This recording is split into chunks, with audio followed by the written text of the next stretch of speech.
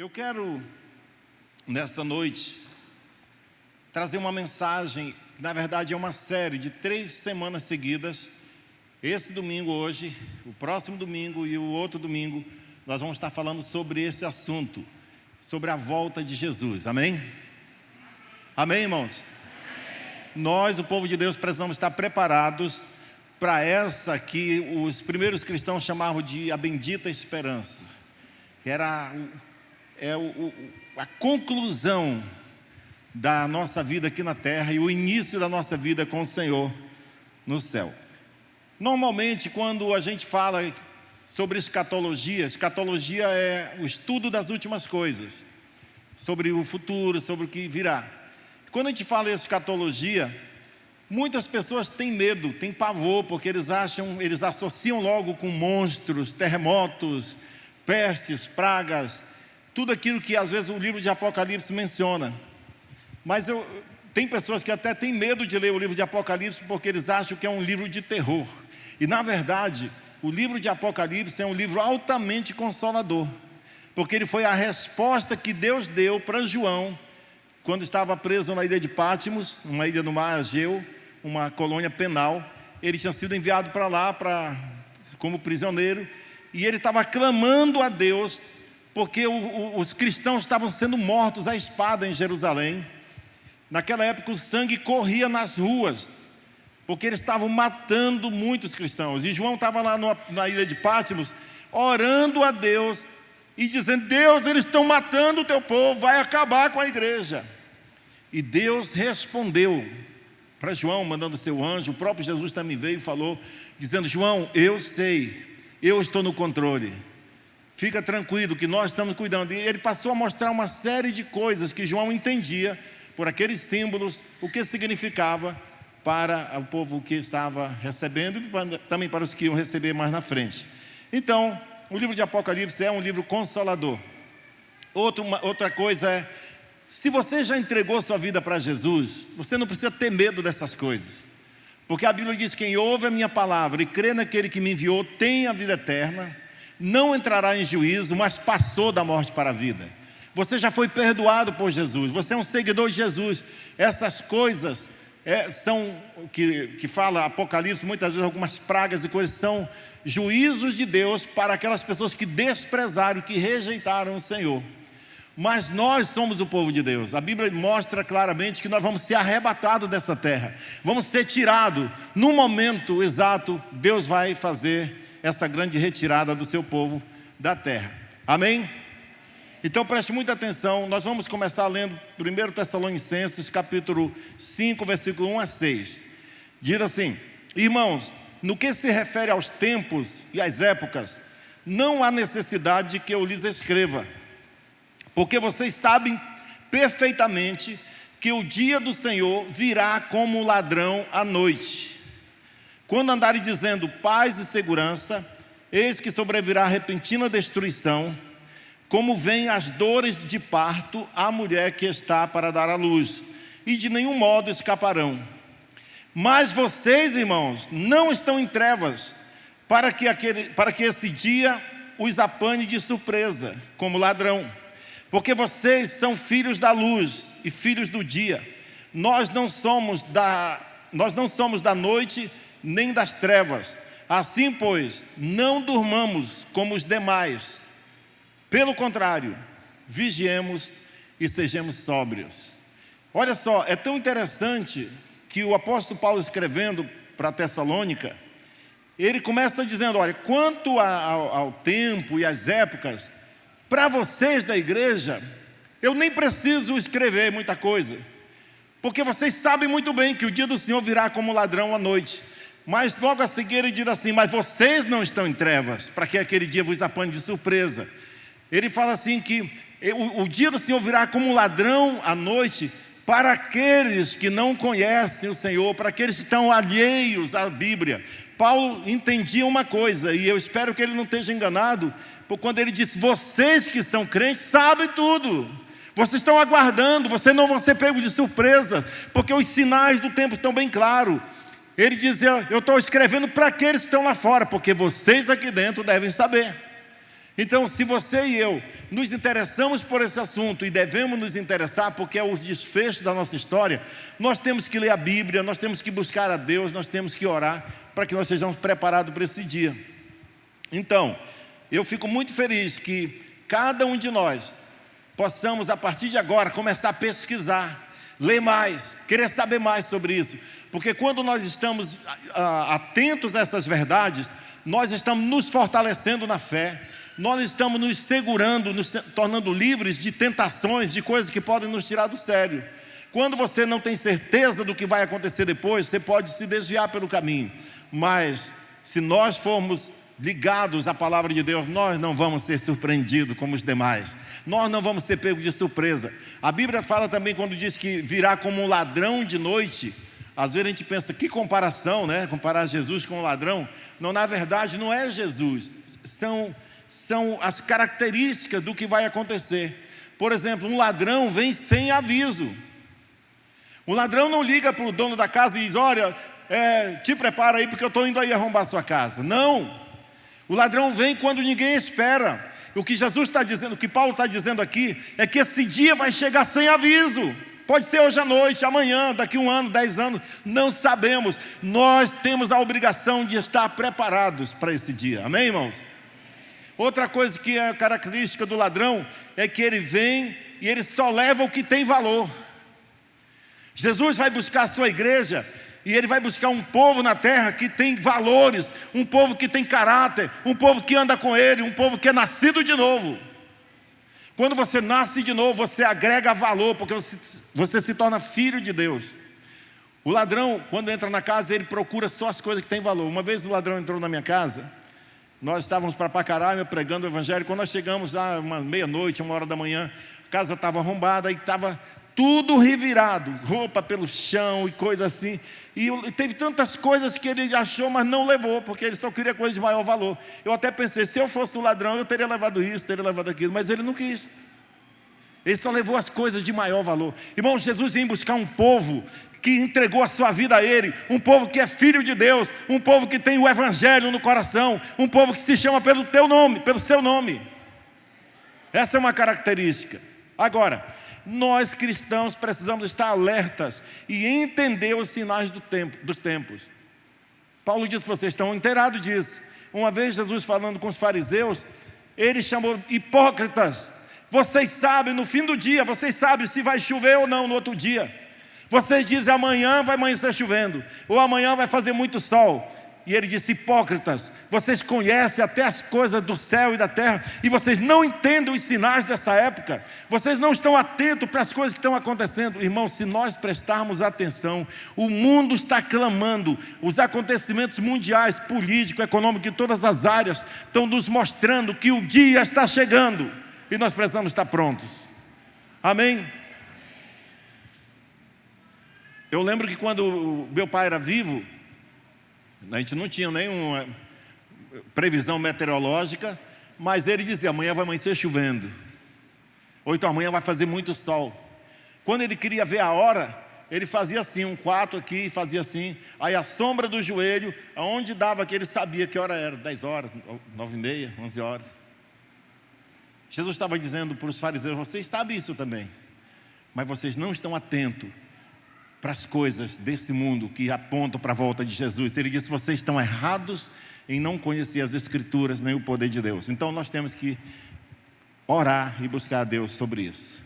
O texto que nós lemos acima fala que nós não estamos nas trevas e que nós podemos sim entender os sinais.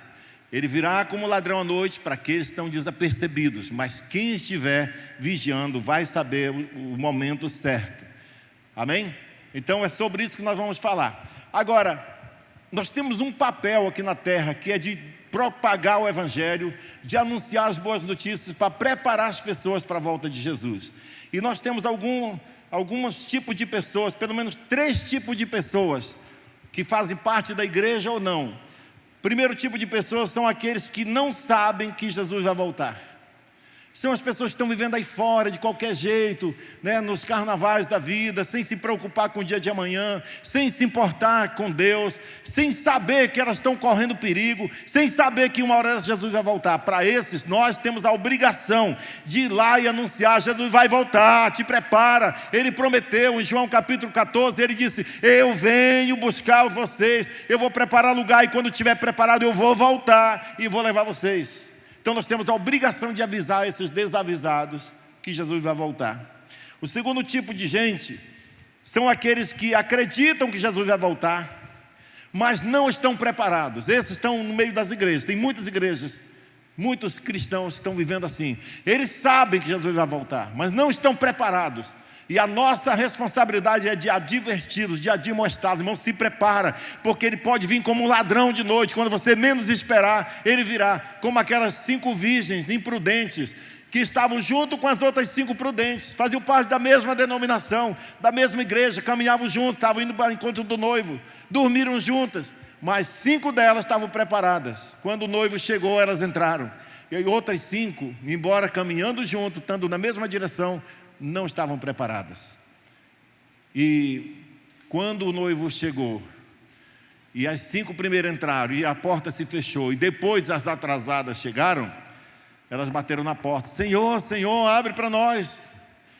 E ele disse: eu não sei quem vocês são. Ele disse: mas Senhor, nós expulsamos demônios, nós éramos da mesma igreja daquelas outras 5. Senhor, nós orávamos, nós profetizávamos, nós íamos para o lavrado, lá para a montanha lá. Mas Jesus disse: não vos conheço. Porque, irmãos, o que determina não é o que você faz, o que vai determinar é o que você é. Você é um verdadeiro cristão, você tem Jesus no coração mesmo, para valer. Você entregou sua vida a Cristo, você está caminhando com Ele, você está tendo intimidade. Jesus te conhece. Será que Ele ouve as suas orações todo dia? Ou você não tem oração para Ele ouvir? Não vos conheço, ele disse. Mas Paulo apostava que a igreja de Tessalônica estava preparada. Eu também oro que essa igreja aqui não vai ser surpreendida, que ela está preparada para a volta de Jesus, que nós vamos buscar mais e mais conhecimento de Deus. Amém, irmãos?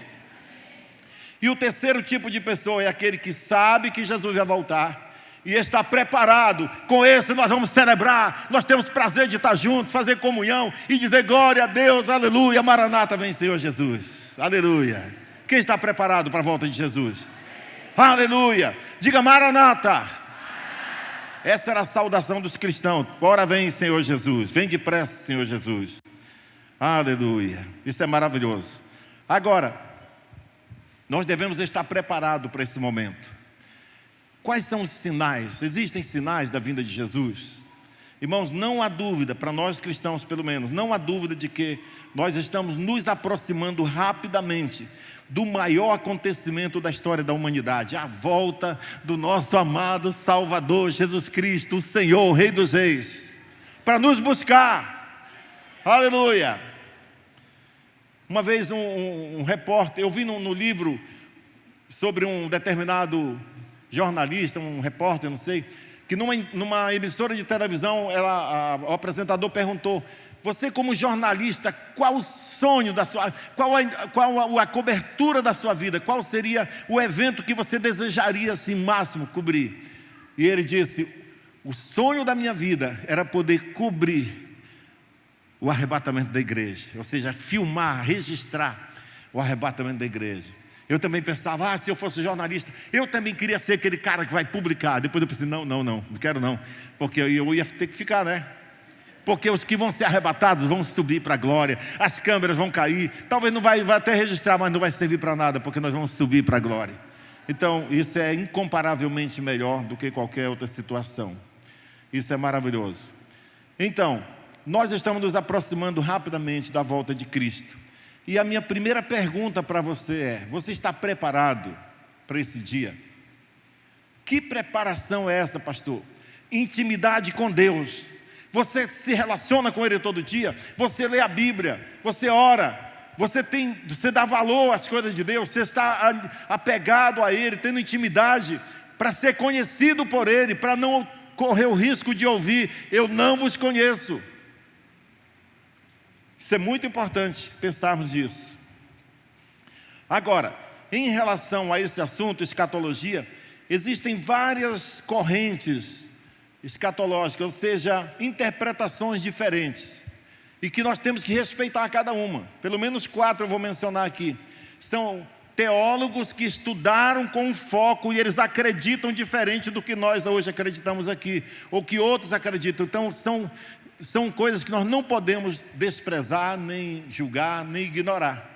E, por sinal, nós devemos estar preparados para qualquer coisa. Vai que eu esteja errado, eu mesmo estou me preparando para subir com Cristo, seja acreditando nesse ponto de vista ou naquele outro.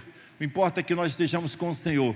O fato de você acreditar que o arrebatamento vai acontecer logo ou vai demorar, só o fato disso não faz você perder a salvação. A nossa salvação é pela graça. Agora é importante estar preparado, que Ele vai voltar, Ele vai. Nós não sabemos quando. Então, vamos falar rapidamente sobre alguns pontos de vista aqui. Algumas linhas de escatologia. Interpretações diferentes. Primeiro, milenismo, pré-milenismo histórico. É uma corrente de cristãos evangélicos que creem o seguinte: eles defendem que o arrebatamento será pós-tribulacional, ou seja, depois da tribulação. E eles defendem uma interpretação literal de Apocalipse 20, que fala sobre o milênio. Eles acreditam que o arrebatamento vai ser depois da tribulação, que a igreja vai passar pela tribulação e depois vai ser arrebatado, e eles acreditam que vai ter um milênio na terra, como a Bíblia diz que vai ter. Então eles creem assim. Segunda linha é pré-milenismo dispensacionalista. Ou seja, também tem uma interpretação literal do Apocalipse 20, ou seja, acredita que vai ter um milênio na terra, 1000 anos de paz, e defendem a segunda vinda de Cristo dividida em 2 partes, sendo elas o arrebatamento da igreja antes da grande tribulação e a segunda vinda no final da tribulação para estabelecer o governo de Deus na terra, que representa o milênio. Esse é o ponto de vista que eu acredito, por várias razões, mas tem muitos outros. Inclusive tem o próximo aqui, o amilenismo. O amilenismo defende o arrebatamento como sendo pós-tribulacional, ou seja, depois da tribulação, e uma interpretação não literal de Apocalipse 20, ou seja, eles acreditam que o milênio que a Bíblia fala era só simbólico, que não vai haver na terra, mas eu acredito que vai haver. Mas eu não desprezo, é uma opção de crer, mas nós não podemos desprezar. E o quarto é o pós-milenismo. Eles defendem o arrebatamento e a segunda vinda como sendo um só evento no final da tribulação. Ou seja, eles acreditam que vai ter a tribulação, a igreja vai passar por toda a tribulação, e no final vai ter o arrebatamento dos crentes que estavam mortos, dos crentes que estão vivos, e dos crentes que não eram crentes, dos mortos que não eram cristãos, que vai haver o julgamento. Eu só não sei como eles vão explicar isso, porque a Bíblia diz que nós vamos subir e encontrar o Senhor nos ares, e vai ter as bodas do Cordeiro, mas de repente esse ponto de vista diz que mais também os outros que não são cristãos vão ressuscitar, vai ter julgamento, tudo. É uma mistura que a gente não sabe muito como explicar. Eles têm uma explicação, mas eu não tenho. Nós acreditamos, eu acredito, e a nossa liderança principal acredita que o arrebatamento vai ser antes da igreja. Nós sabemos de algumas coisas, algumas evidências. Antes de Deus fazer algum juízo na terra, Ele primeiramente tirou o seu povo da terra. Quando Ele foi mandar o dilúvio, Ele esperou Noé 120 anos construir uma arca, e toda a família de Noé entrar na arca. Quando eles estavam em segurança, aí mandou o dilúvio, e as pessoas morreram, mas o povo de Deus na terra foi salvo. Quando Deus foi destruir Sodoma e Gomorra, Ele falou para Ló: sai, você e a sua família, vocês que são justos, sai da cidade. E o anjo insistiu: sai logo, rapaz, porque enquanto você não sair, eu não posso fazer nada, enquanto vocês não tiverem segurança. Eu acredito que o Ló estava pegando a bicicleta velha, vai buscar não sei o que lá no quintal, e o anjo deve ter puxado pela orelha, eu não sei. A Bíblia diz que o anjo falou: vai logo, porque eu preciso fazer o que eu tenho que fazer, mas eu não posso fazer até você estar em segurança. Então, eu acredito que antes de começar a grande tribulação, Jesus vai tirar dessa terra todos aqueles que foram salvos pelo sangue dele, que tiveram fé nele, que entregaram suas vidas. A Bíblia diz que nós seremos arrebatados juntamente com eles entre nuvens, para o encontro do Senhor nos ares.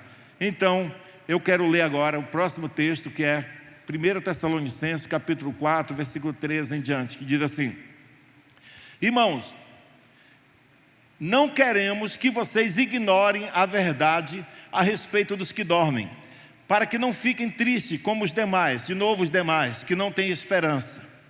Pois se cremos que Jesus morreu e ressuscitou, assim também Deus, mediante Jesus, trará na companhia dele os que dormem. E pela palavra do Senhor ainda lhes declaramos o seguinte: nós, os vivos, os que ficarmos até a vinda do Senhor, de modo nenhum precederemos os que dormem. Porque o Senhor mesmo, dada a sua palavra de ordem, ouvida a voz do arcanjo e ressoada a trombeta de Deus, descerá dos céus, e os mortos em Cristo ressuscitarão primeiro.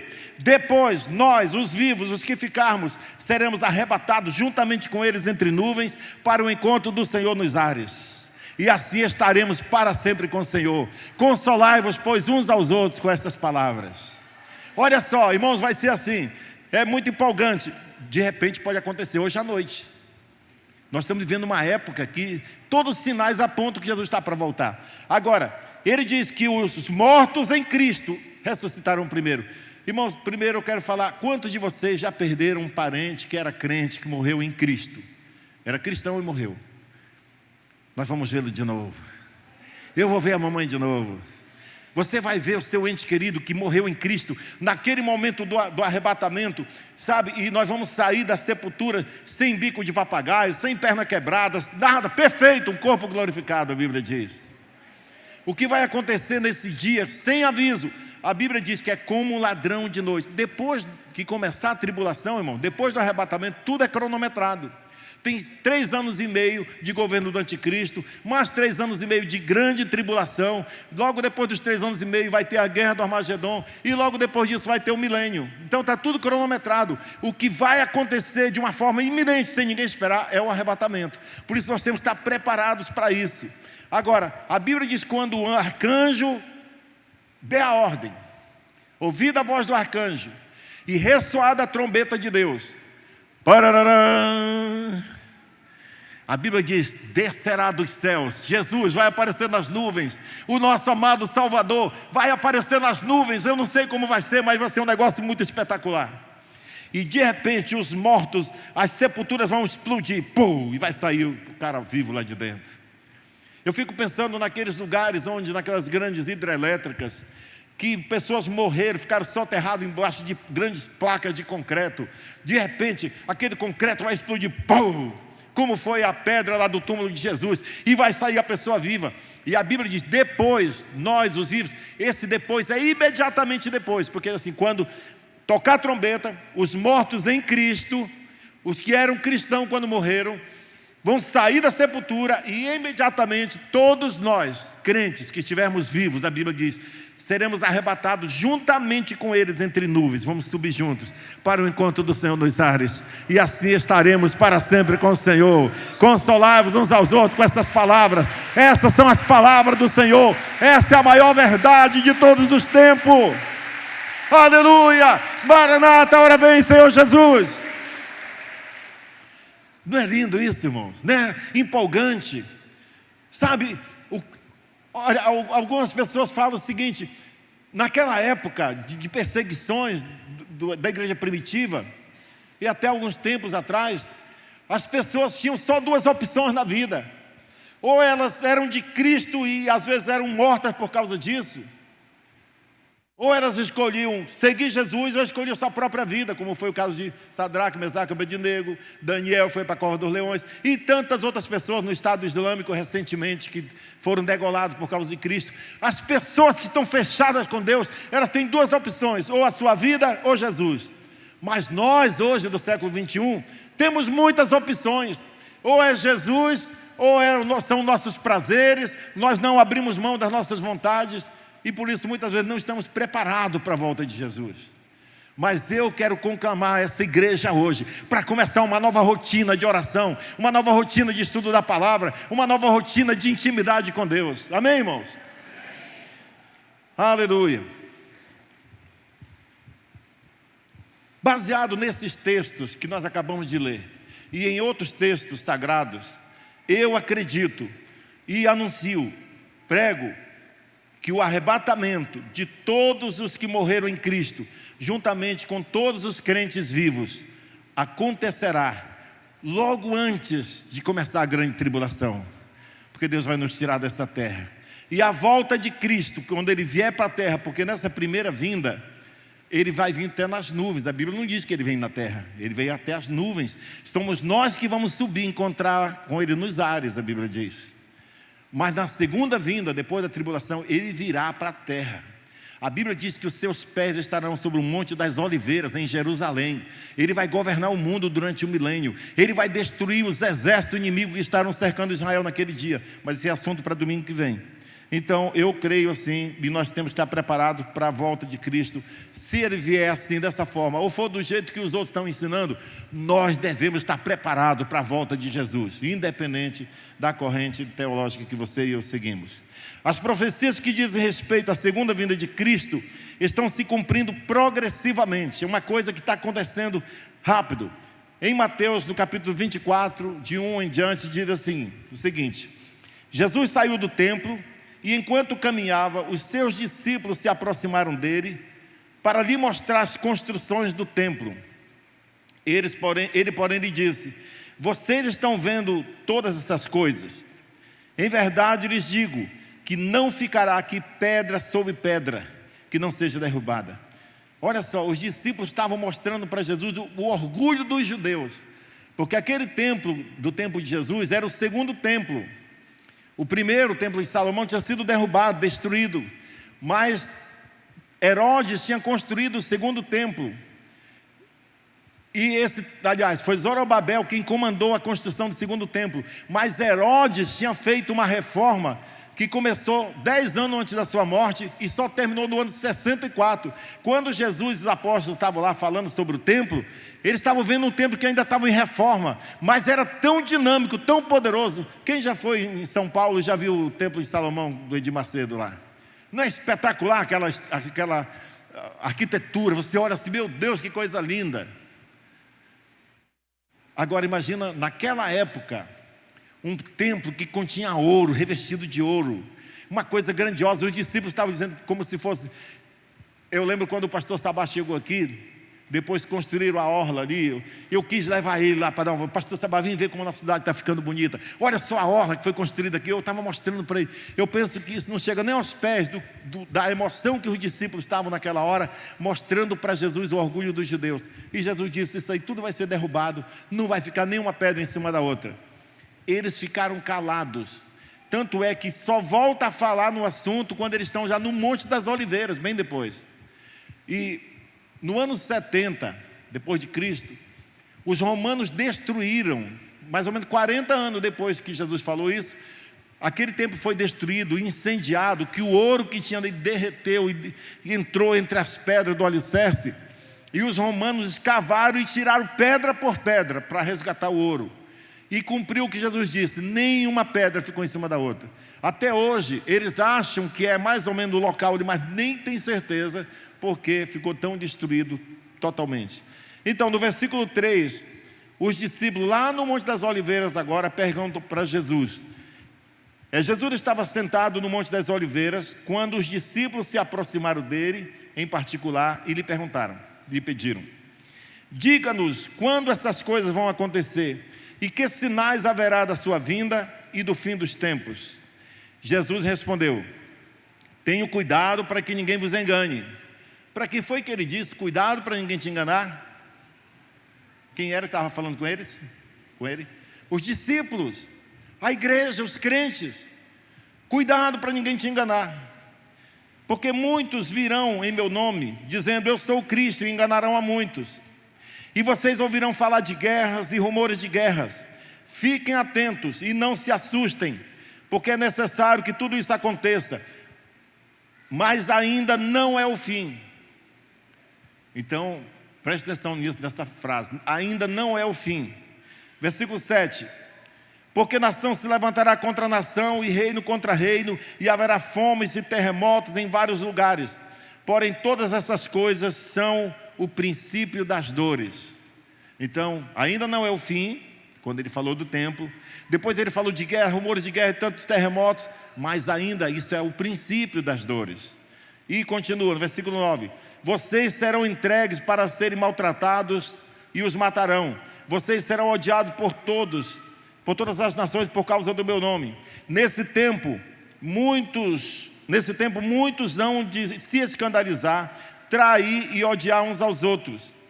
Muitos falsos profetas se levantarão e enganarão a muitos. E por se multiplicar a iniquidade, o amor de muitos se esfriará. Aquele, porém, que ficar firme até o fim, esse será salvo.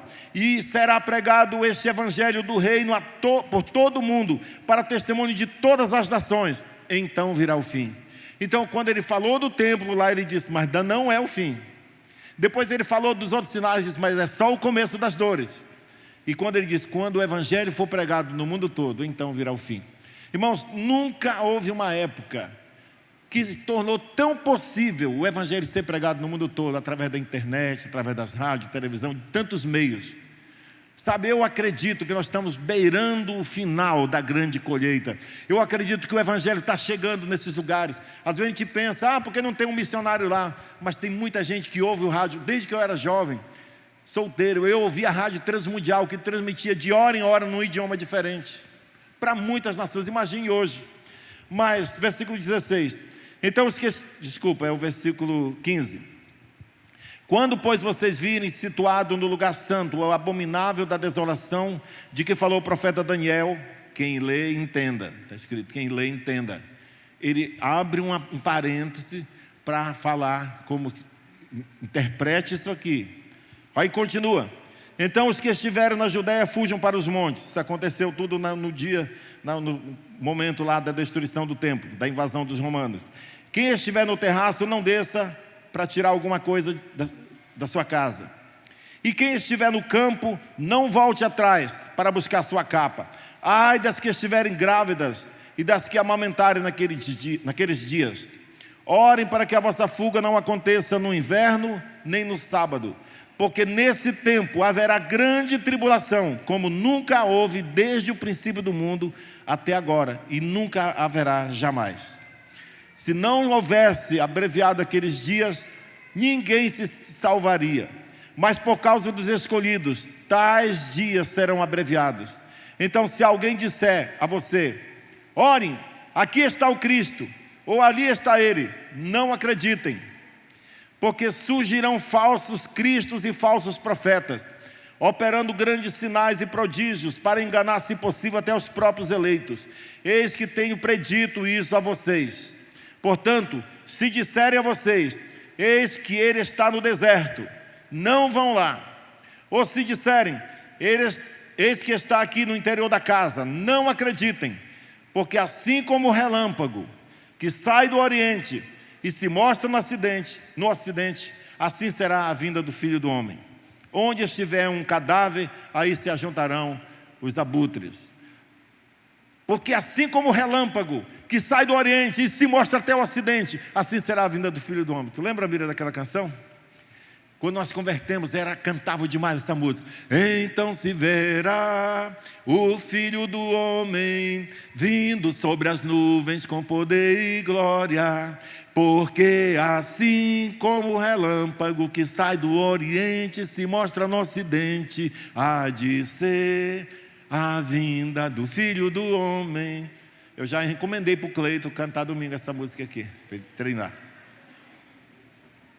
Onde estiver um cadáver, aí se ajuntarão os urubus. Para quê? Para limpar a terra. Porque você não precisa se preocupar. Você é um crente em Cristo, um seguidor de Jesus. Onde você estiver, na mata, ou no campo, ou na cidade, em todo lugar, Ele vai se apresentar. Todos nós, daqui ou no Japão, de dia ou de noite, nós vamos ver o Filho de Deus vindo sobre as nuvens. Essa é uma promessa que Ele fez para nós antes de sair desse mundo. Fique firme. Então muitos discípulos pensavam que o fim do mundo, ou a volta de Cristo, se daria naqueles dias. Porém, se prestarmos atenção, nós vemos que Jesus cita ali 3 indicadores de tempo. Primeiro, em Mateus 24:6, ele diz, mas ainda não é o fim. Depois, em 24:8, ele diz: todas essas coisas são apenas o princípio das dores. E por último, ele diz em Mateus 24:14: o evangelho será pregado a todas as nações e então virá o fim. Jesus nos deu várias pistas que servem de sinais da proximidade da sua vinda.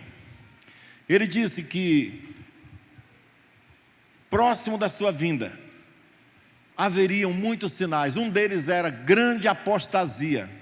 Sabe o que é apostasia? É desviar da fé, é desvio da fé. Um apóstata não é apóstolo e nem apostador da Mega Sena.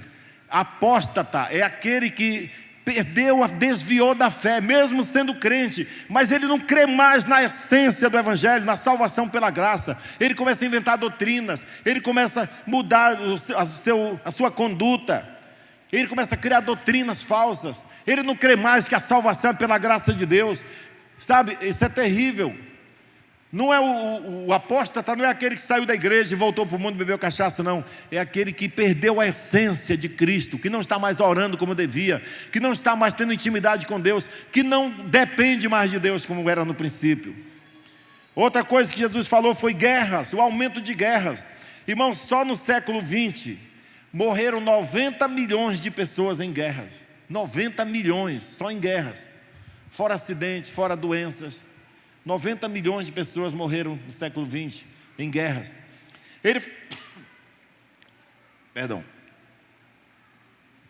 Ele falou também em rumores de guerra. Guerra é uma coisa, rumores de guerra é outra. Rumores de guerra é o que a gente vê hoje. Se você entrar na internet, no YouTube, e procura sobre informações do mundo militar, as nações estão se armando até os dentes.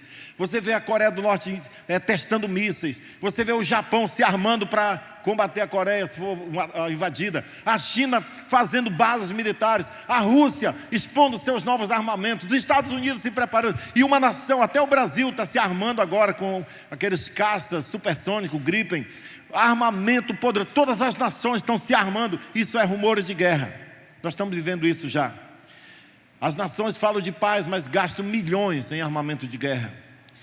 Pestes e doenças. Irmãos, essa peste que nós estamos vivendo hoje, esse momento que o mundo está vivendo, é pior do que a Segunda Guerra Mundial. Porque a Segunda Guerra Mundial causou destruição e miséria, mas não foi em todo o mundo. Ela nem deveria ser chamada Guerra Mundial, porque teve nações que não entraram na guerra, que não participaram. Deve ter havido nações aí perdida nos lugares mais remotos, que tinham sua própria economia, talvez agricultura, pecuária, e eles sobreviviam e não dependeram, nem foram afetados pela guerra. Mas hoje, essa pandemia está presente no mundo todo. Em todas as nações, pessoas têm morrido. Em Israel, na China, no Japão, na Índia, na África, em todo lugar. Então nunca foi tão propício para o anticristo se manifestar, para um governo mundial se levantar e dizer: as nações estão em confusão, não dão conta, vamos eleger um homem que vai governar o mundo. E a Bíblia diz que esse homem será chamado anticristo, um líder militar e político que vai comandar o mundo todo. E a Bíblia diz que ele terá o monopólio da economia, ele vai governar todas as pessoas e controlar, e ninguém poderá comprar ou vender, a não ser que tenha a marca da besta, no anticristo. Então é incrível como essas coisas estão acontecendo debaixo dos nossos olhos. Alianças, perseguições aos judeus e cristãos, falsos profetas acontecendo hoje em dia. Você sabia que no Brasil tem um pastor que disse que a Bíblia tem que ser atualizada para não condenar os homossexuais, que conforme o pecado está evoluindo, a Bíblia está ficando ultrapassada? Isso é falso profeta, isso é do diabo. Jesus previu que aconteceriam essas coisas. A teologia da supergraça, você já ouviu falar? Teologia da supergraça? É importante saber disso. Aqui em Boa Vista tem igrejas que seguem essa teologia da supergraça. Tem uma igreja poderosa no Brasil, muito grande, que está seguindo essa doutrina da supergraça. O que é a supergraça? Eles dizem assim: Deus é muito bom, e no final das contas Ele vai deixar todo mundo entrar no céu. Ele não vai deixar ninguém para o inferno, porque Ele é muito maravilhoso.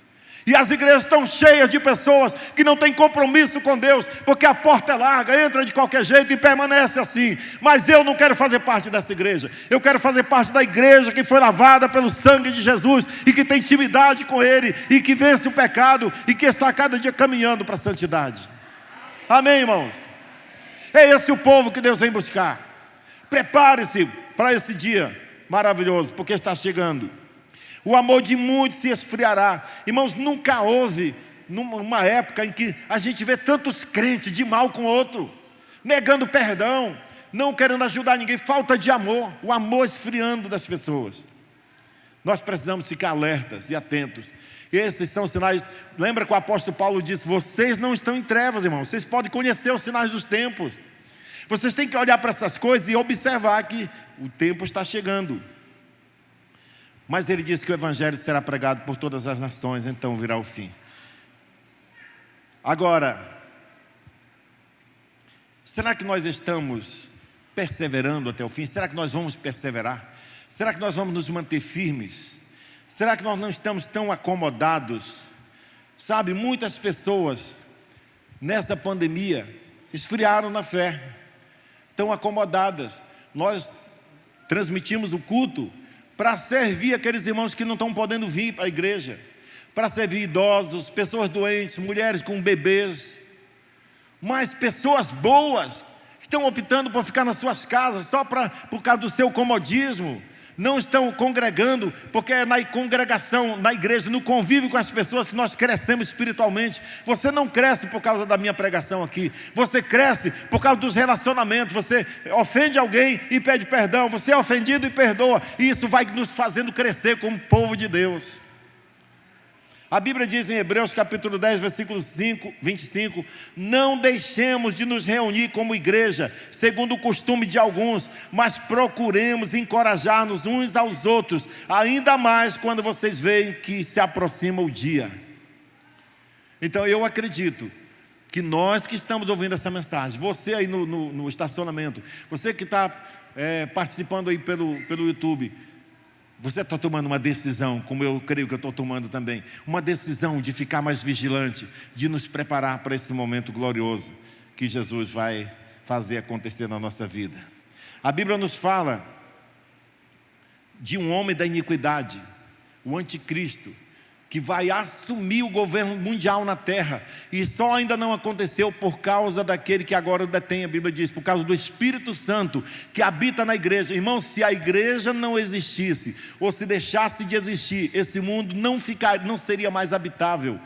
Pensa bem aqui comigo, mesmo o Brasil sendo uma nação considerada de maioria cristã, incluindo católicos e evangélicos que creem em Cristo, nós podemos ver a patifaria dos políticos que tentam fazer leis absurdas, leis malignas contra a família, lei do aborto, lei da linguagem neutra, lei da ideologia de gênero, lei, sabe, para acabar com a família, onde pais poderiam se casar com os filhos. Coisas malignas são planejadas por aí. Agora imagina se não houvesse a igreja para deter. A Bíblia diz que por causa da presença do Espírito Santo que está na igreja, é que o mundo ainda não apodreceu. A Bíblia diz que nós somos o sal da terra, nós somos a luz do mundo, nós devemos brilhar agora. Quanto mais densas forem as trevas, mais a luz deve brilhar.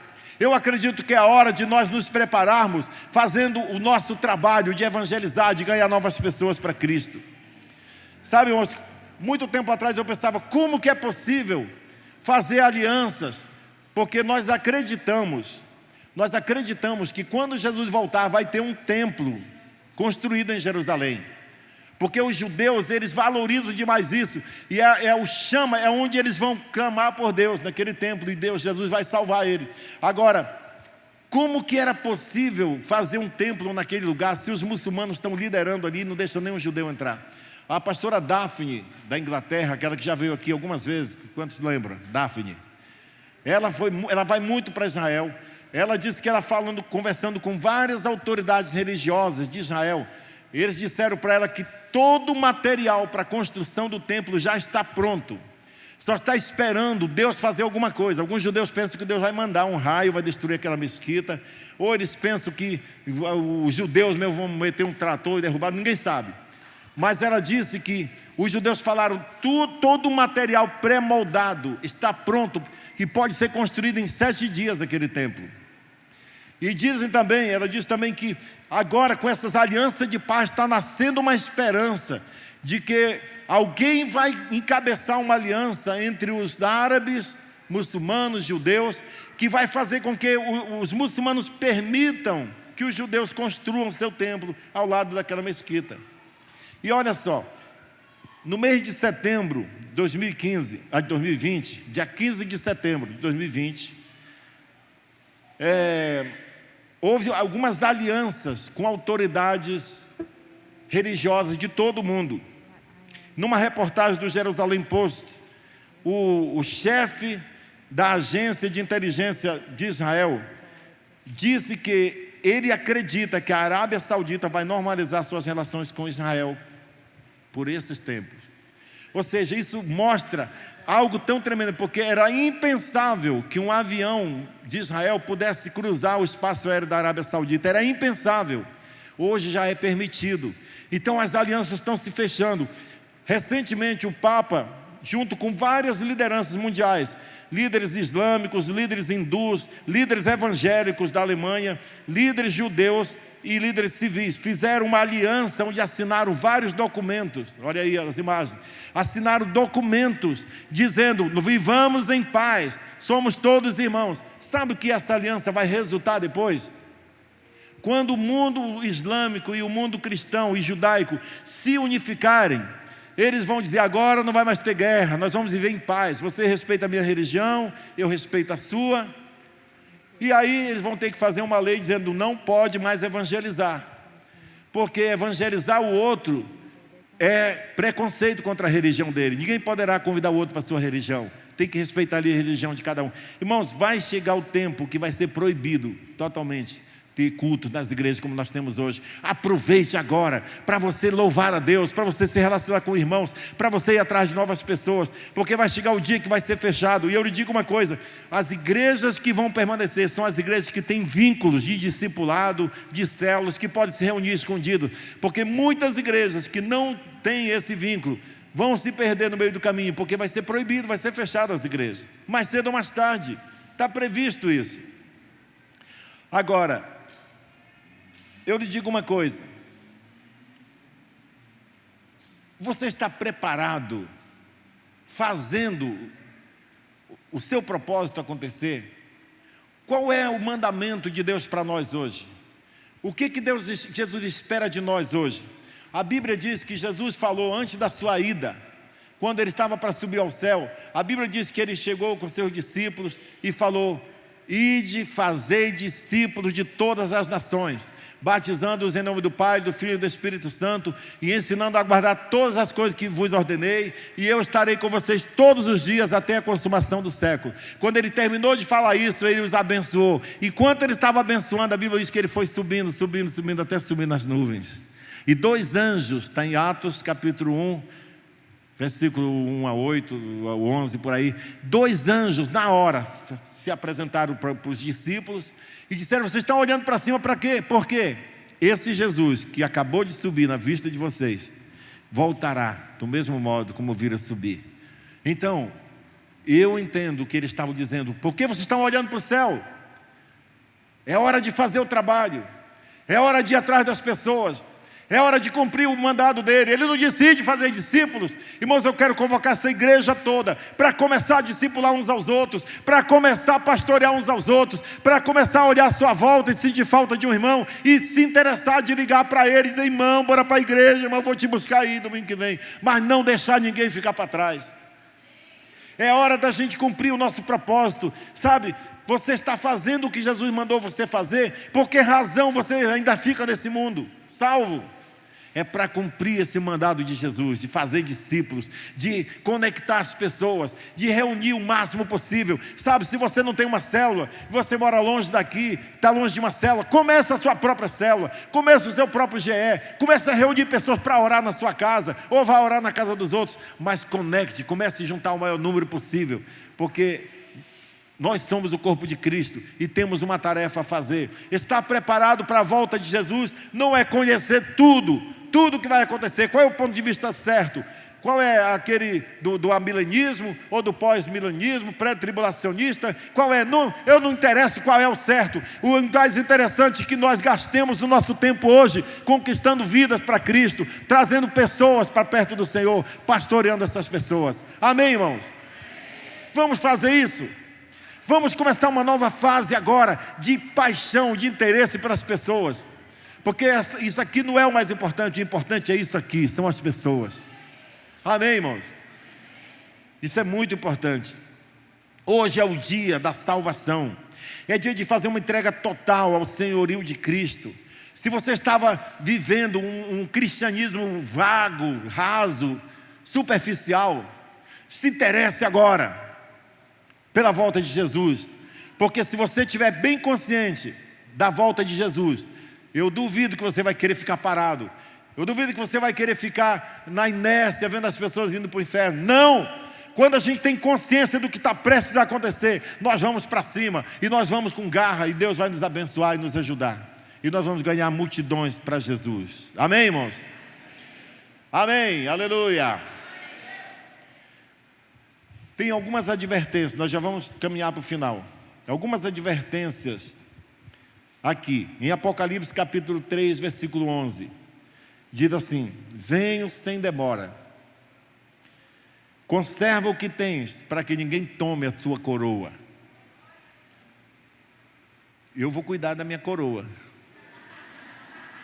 Estou brincando. Irmãos, o que nós temos é a salvação pela graça. Nós temos livre acesso ao trono de Deus.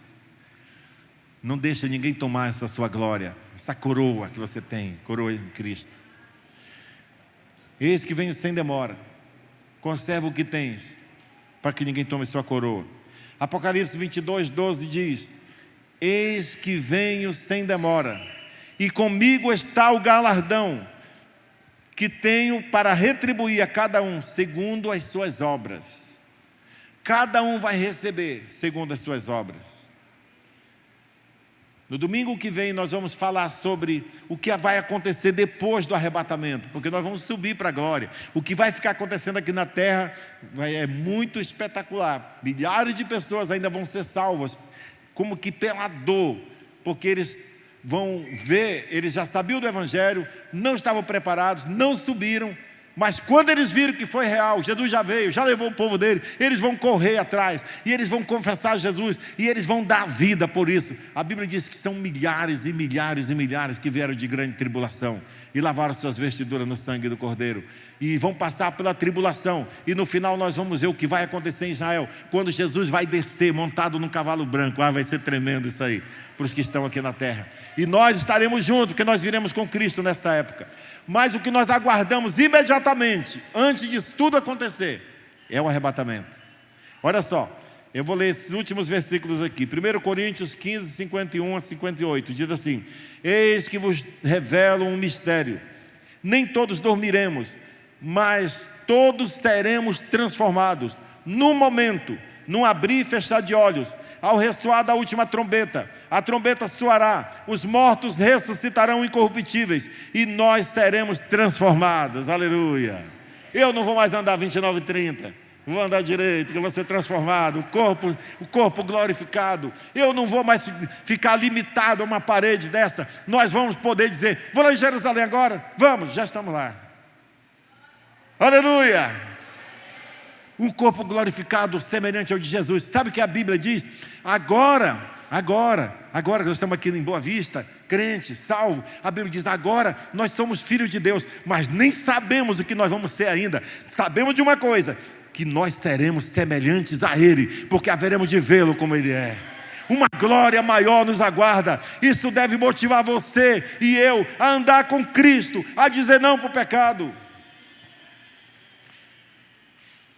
Continuando aqui o versículo de 1 Coríntios: porque é necessário que esse corpo corruptível, que se desmancha, que apodrece, que adoece, é necessário que esse corpo se revista da incorruptibilidade e o corpo mortal se revista da imortalidade. E quando este corpo corruptível, que se desmancha, que apodrece, que adoece, se revestir da incorruptibilidade, que vai acontecer na hora que a trombeta tocar, nós vamos ser transformados, e o que é mortal se revestir da imortalidade, então se cumprirá a palavra que está escrita: tragada foi a morte pela vitória.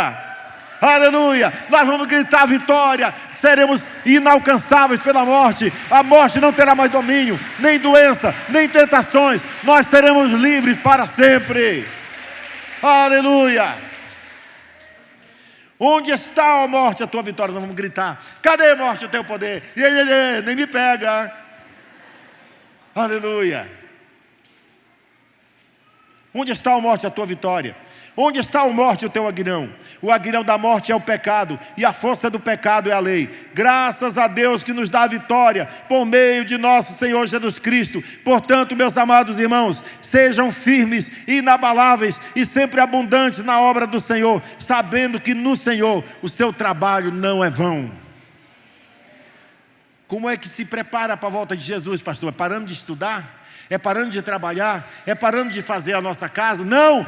Continue fazendo o que você está fazendo, e enquanto faz isso, se santifique mais, ganhe mais pessoas, busque mais pessoas, pregue o evangelho, discipule pessoas. Amém, irmãos? Quantos querem, naquele dia que a trombeta tocar, nem passar perto de correr o risco de ficar? Nem passar perto de correr o risco de ficar. Nós somos do Senhor. O mais legal de tudo que eu penso é o seguinte: tem uns que foram bem mais pecadores do que outros, mas todos serão tratados igual. Porque todos que se arrependeram, o sangue de Jesus passou sobre você. E o seu passado não vale mais. Você agora é filho de Deus. E o seu nome está escrito no livro da vida. E quando a trombeta tocar, nós vamos ser arrebatados, sugados por Jesus, para estarmos com Ele na glória para sempre. Amém?